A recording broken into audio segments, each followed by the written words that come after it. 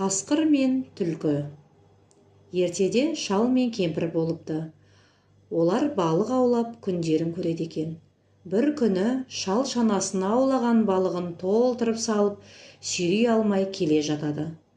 Оны көрген қу түлкі жолына өтірік өлген болып жата қалады.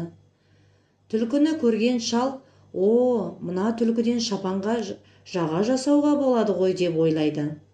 Тегін олжаға кенелген шал түлкіні балық артқан шанасына салып алады. Осыны күткен қу түлкі шалға білдірмей бір-бірлеп балықтарды лақтырып отырады. Балықтар таусылған соң өзі де түсіп қалады. Бұны сезбеген шал үйіне жете сала: «Өй, шық бері, мен саған қырдың қызыл түлкісін әкелдім.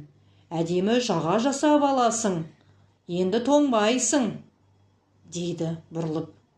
Шал шанасына қараса, балықтары да түлкі де жоқ екен. Шал кемпірінен әбден ұялып: «Ал қу түлкі, балықтарды да алып өзі де қашып кетіпті ғой». Ал қу түлкі балықтарды бір төбе қылып жинап алып, рахаттана жеп отырды. Оны көріп аш қасқыр келеді.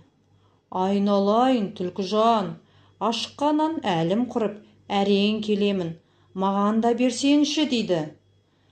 Түлкі қулығына басып: «Балық жегің келсе, суатқа бар. Құйрығыңды малып қойып, тапжылмай отыр. Таң атқанда құйрығыңды тартсаң болды, балыққа тоясың», дейді. Аңқау қасқыр суатқа келіп қарайды. Жүзіп жүрген балықтарды көріп, көп олжаға кенелетін болдым деп ойлайды. Сосын ойланбастан құйрығын малып отыра береді. Біраздан кейін оның құйрығы қатып шымырлай бастайды. Аңқау қасқыр бұл тістеп жатқан балық болар, үркітіп алмайын деп отыра береді. Ертеңінде таң ата суатқа жылқыларын суаруға жылқышы келеді.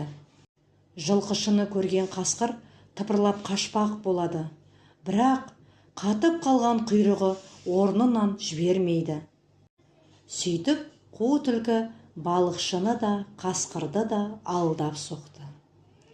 «Не істесең де ойланып істе, ойланбай іс қылсаң жазым боласын» деген сөз осыдан қалған екен.